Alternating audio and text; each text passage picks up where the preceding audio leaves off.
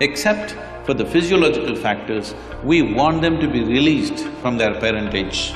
If you're identified with your genetic memory, you will just be a replay of your parents' life. You have a certain kind of software, unless you disengage with that, nothing new will happen. What I'm saying is, there is… the potentiality of being human is just this.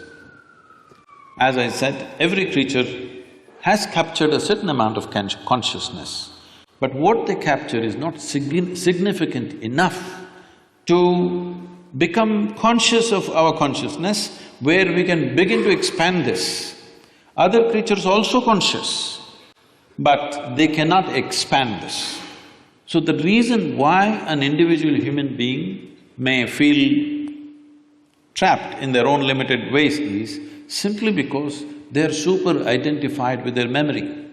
So one of the first steps in yoga is always this, that you start identifying with your ignorance, never with your knowledge.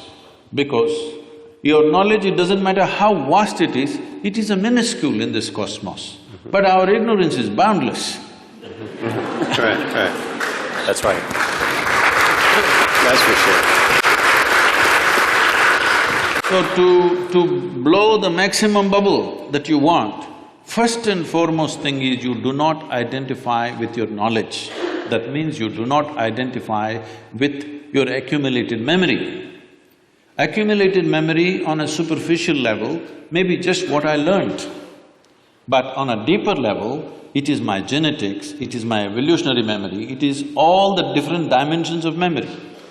So one fundamental thing we do, which is something which would be very interesting for doctors like you to study, is we do certain things with people so they become free from their genetic memory as far as possible. Except for the physiological factors, we want them to be released from their parentage. This is the purpose. The entire Eastern cultures were focused on this, now it's all messed up, people have forgotten this. Otherwise, one thing is, we are always seeing how to distance ourselves from the genetic memory, because we saw that if you're identified with your genetic memory, you will just be a replay of your parents' life. You will not be a fresh life. If you want to be a genuinely fresh possibility, you have to distance yourself. There are many types of processes through which we distance ourselves from genetic memory. You must see this, it's so dramatic in the sense, in 24 hours' time, the human being changes completely, the very way they think, feel, understand and perceive life. With some of them, even their facial features will change. Suddenly they look different within 24 hours' time. The change is so dramatic. So what do you do? Like him, I also de-link. For a different purpose, but it's in a way alienating from the genetic memory so that your functionality is not limited to your genetics, that you are not a copy of the parents who produced you. Yes, they've given you a body, they've nurtured you to a certain adulthood, after that their business is done. Now your business is to become a totally new potential of life. That's what it is. But this will not happen, you will see this happening with people. When they were 16, 18, they're very rebellious about how they want to be.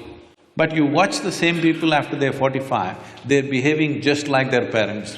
They walk like them, sit like them, talk like them, everything coming back, catching up with them. Because the genetic memory overpowers the initial desire and exuberance of youth. Once it begins to recede, you will see you start behaving just like your parents, because the genetic memory overpowers you. So one of the first fundamental things that if one is striving towards becoming more conscious is to distance yourself from your genetic memory. If that doesn't happen, the power of this memory is not simple.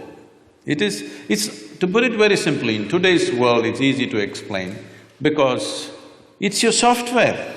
It's not the brand of the computer that you're using which decides what happens on the screen. It's your software.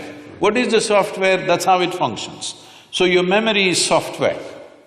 You have a certain kind of software, unless you disengage with that, nothing new will happen. You try whichever way you want, the same things will happen. Over and over again, the same things will happen. When same things happen, slowly, this is not a conscious process, but it's happened to nearly 98% of the human population. If I saw you when you were 5, 6 years of age, your face was like this, somebody had to poke you with a pin to make you unhappy. Now somebody has to make you happy. It's a real task. Because the exuberance of life has sank because of the repetitiveness of memory.